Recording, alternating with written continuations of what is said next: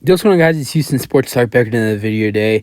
And today we're going to be talking about some of the most recent news in the NFL as Joe Mixon, running back of the Cincinnati Bengals, and the Cincinnati Bengals are agreeing on a restructured contract that most likely will mean that Joe Mixon is staying for his seventh season in the NFL.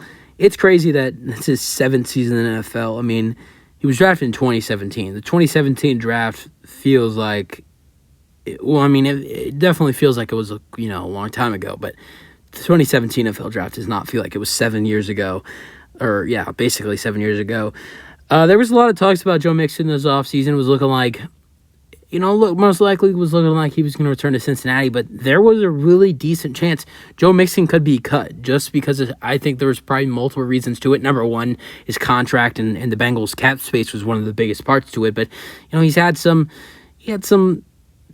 issues this season. I mean, I think he got in trouble. He got in trouble like twice, and I don't remember the incidents or want to talk about them, but I do remember him. He did get in a couple incidents. I don't know if I don't think he ever got arrested. Maybe he did, but he was in trouble like 2 times. But those were a couple reasons why. Not only the bad contract and the cap space it was putting the Bengals in, they were over the cap. It was just putting in a position where they were maybe going to waive Joe Mixon or release him, and they were able to agree on a restructured deal that will most likely keep him on the team. After this, why would they cut him? So what it says is that Mixon and the Bengals are finalizing a restructured contract for the 2023 season.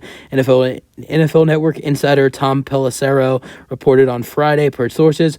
Mixon was due $10.1 million this season with a $12.791 million cap number. The NFL Network insider Ian Rappaport reported Saturday morning that Mixon's reworked deal now includes a base salary of $5.5 million for 2023 with an extra $2 million available in incentives. This means Mixon took pay cuts of $4.39 million and $4.67 million for the next 2 years to stay with Cincinnati. So there's basically all the money numbers of the contract for Joe Mixon. And I get why they need to, for cap wise, need to do this. And he had a solid year this year in Cincinnati. I mean, as a fantasy owner for Joe Mixon this season, he wasn't my number one running back. I actually had a really good on my fantasy this year. I actually had a really good running back too. I had Mixon, and then I had Derrick Henry. I don't even know how I did that, but I guess I just felt like he was having a down year because he wasn't performing for me that well. But at the same time, but the thing is that he was having, compared to his 2021 season where he was dominant for the Bengals, he was having a down year. Now he did play 2 less games from 2021, played 16 games, and then 2022 played 14. I don't know if that DeMar Hamlin game counts. Maybe I do remember. I remember there was one game in my fantasy where he was out, but I don't remember 2. So I think maybe, I'm not sure. I never knew if they counted the game where DeMar Hamlin had the cardiac arrest. I don't know if they ever counted that as an official game.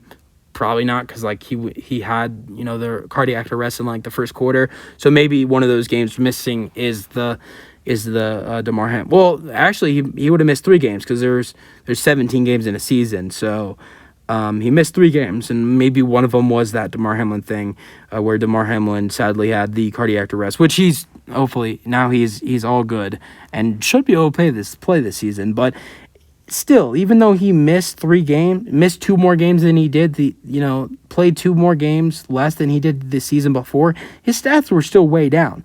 In the 2021 season, I'm going to go over some of his stats. Played 16 games, started in 16, had 290 running attempts with 1,205 rushing yards, had 13 rushing touchdowns with 60 first downs, with his longest rush is of 32, averaged 4.1 yards per carry, and 75.3 yards per game. Then receiving, he had 48 targets with 42 receptions, 314 receiving yards with 3 receiving touchdowns. And then this season, 2022, 14 games, 14 starts, 210 rushing attempts, 814 rushing yards, which is 400 over four, or yeah, just 400 down. And he would have not got 400 rushing yards in 2 games, so still his stats are still down. Went down 6 touchdowns, had 7 touchdowns compared to 13 in 2021.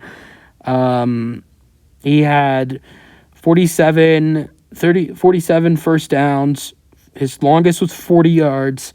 He averaged 3.9 yards per rushing attempt. He averaged 58, which is down 17 a game. So he averaged 58 rushing yards per game.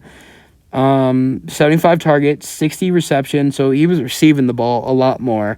He had 48 targets in 2021 and then 75 in 2022. Had 60 receptions with 441 receiving yards and 2 touchdowns. So, I mean, all of his stats kind of went down. I mean, there was, the receiving stats went up. With the yards and the attempts and, the targets and the receptions, all those went up. But his rushing numbers went down. The yards went down. The touchdowns went down. The first downs went down. The rushing attempts went down. First downs went down.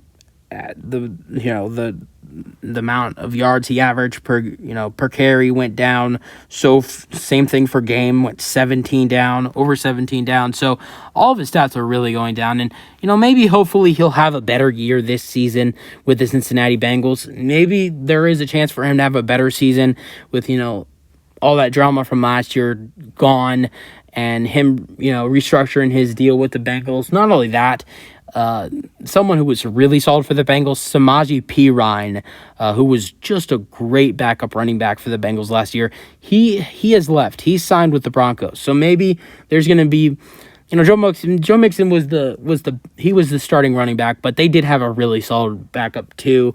So maybe now Joe Mixon will get more carries than he was, that he was getting previously with them having Samaje Perine. They don't really have they drafted someone, I think Chase Brown, who it was, but I don't think he's even near to what Samaje Perine did for them. He did everything, receiving, rushing. He was a really good backup running back for Cincinnati, and he signed with the Broncos. So it should be interesting to see how Joe Mixon does next year.